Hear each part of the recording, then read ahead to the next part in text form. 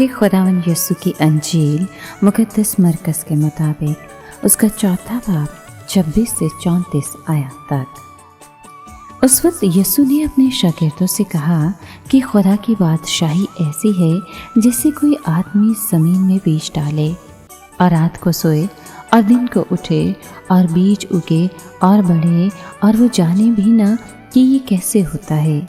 ज़मीन खुद ब खुद फल लाती है, पहले पत्ती फिर बाल में पूरे दाने, और जब फल पक जाता है तो वो फौरन दरांती लगाता है क्योंकि काटने का वक्त आ पहुंचा।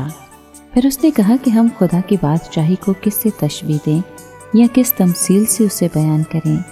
वो राई के दाने की मानित है कि जब ज़मीन में बोया जाता है तो ज़मीन के सब बीजों से छोटा होता है, लेकिन जब बोया गया तो उगता और सब तरकारियों से बड़ा हो जाता और ऐसी बड़ी डालियां निकालता है कि आसमान के परिंदे उसके साए में बसेरा कर सकते हैं।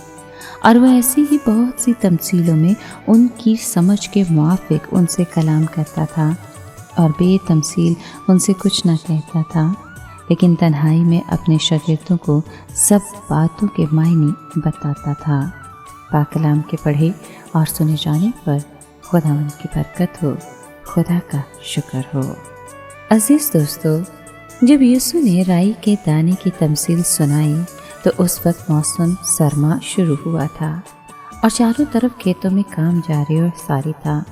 मसीह ने अपने सुनने वालों को ज़राअत से मुतल्लिक उम्दा तमसील सुनाई जो ज़ाहिर करती है कि खुदा की बादशाही की इब्तदा बहुत छोटे पैमाने पर शुरू होती है मगर आखिर में नहायत अजीम हो जाती है। बैरूनी नशोनुमा के लिहाज से ये इतनी बड़ी हो जाएगी कि अच्छी तरह से लोगों की खिदमत करने के काबिल होगी।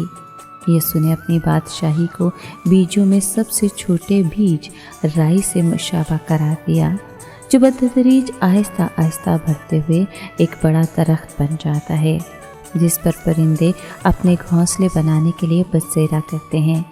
अपने अद्वियाती मसारफ और तेज़ मसालादार हवास के सबब राई का दाना मसीह यीशु के ज़रिए कायम करता नई बादशाही की एक अच्छी मिसाल है। राई के दाने के कुचले जाने के बाद इसमें शिफा देने की खूबियाँ भी पाई जाती हैं और यही हाल निजात दहिंदा की कुव्वत का है।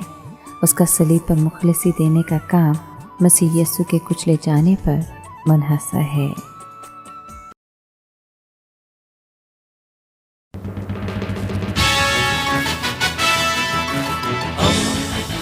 दोस्ती का पैगंबर रेडियो वेरितास एशिया।